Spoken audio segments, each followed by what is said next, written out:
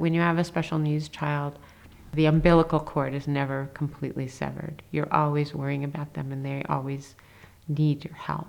I was helping out by spending the night and babysitting at my grandson's house, and I put my grandsons to bed and went to bed, and my cell phone rang about 1:45, and I answered, and my husband Tim said, "Did I wake you up?"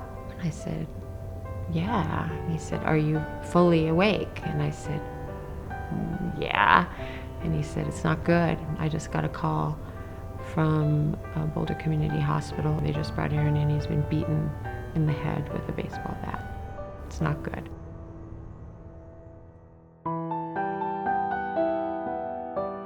Aaron was my youngest child. He has 2 older sisters, and he was really cute. Blonde hair, big brown eyes. He just sort of was born loving bicycles. That's his first 2-wheel bike, and you can see how happy he was. When he was about 3, his disabilities began to show up. So then we embarked on this journey of trying to figure out exactly what was going on with him.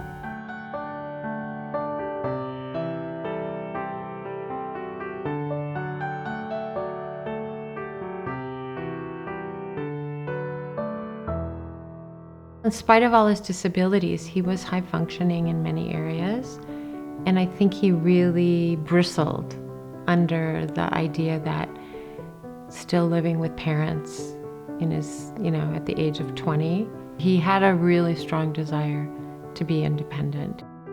So the year he turned 21 and services kind of stopped for him because his Medicaid waiver wasn't funded. We did a lot of exploration of what kind of independent living programs we could send Aaron to, where he could learn more skills so he could fulfill his dream of being independent. Part of the academic program was learning how to use a bank account, and they did grocery shopping, and they did all these skills and did their own cooking and did their own laundry, and he was pretty successful with that. And when he came back, from then on he lived on his own, and he liked it. He navigated it all pretty successfully for 9 years. So I keep thinking how different it could have been had those services been there for him. But it was his dream, and we had to let him pursue it.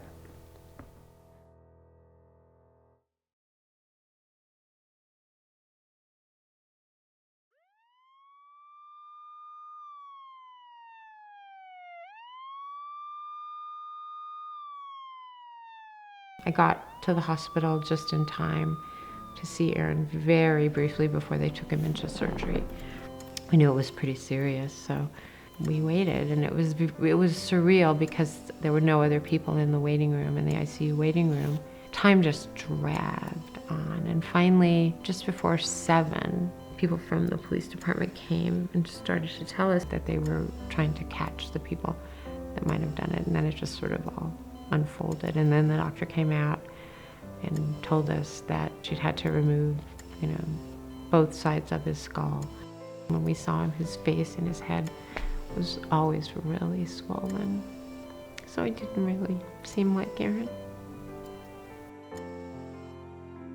On the doctor's advice, we let him go for a week, where they would keep him really still to try and give his brain time to kind of heal.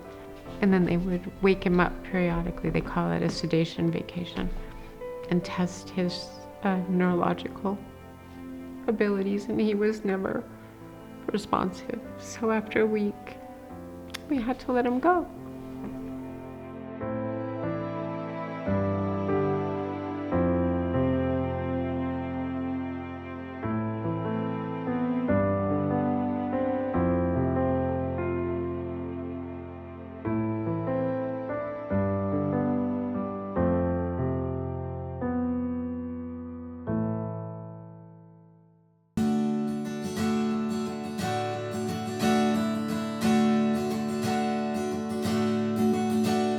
It was really bittersweet to me at the memorial service, which was the following weekend, to hear from all these people about how successful our Aaron had been in establishing an independent life. It was really remarkable because the rabbi and I decided that we would let anybody that wanted to speak. And people lined up, and so many people lined up, and they had very special things to say. And we had no idea he had such a large presence in his own community. One group that came out to speak was the Thursday Night Cruisers. The Thursday Night Cruisers is a very loosely organized group of people that get together. They meet every Thursday. They dress up sometimes and they decorate their bikes. And he found out about it, I don't know how, and he was religious about it.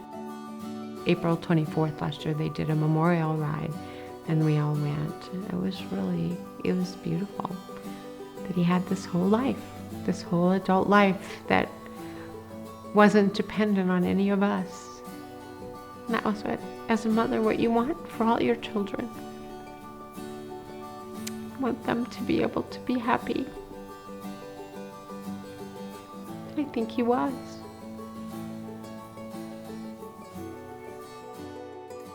During that long week when he hung between life and death, and as the days went by and it seemed less and less likely that we were going to get a miracle, I thought, what am I going to do? It's real important to me that he not be only remembered as a murder victim. I thought, oh, well, we can start a memorial fund. And I said during that hard week that if I could start this memorial fund and know that I had helped one person change their life, it would be enough. Just to make something positive come out of this horrible tragedy, to turn it around in some way and use our situation and Aaron's life to do better for other people.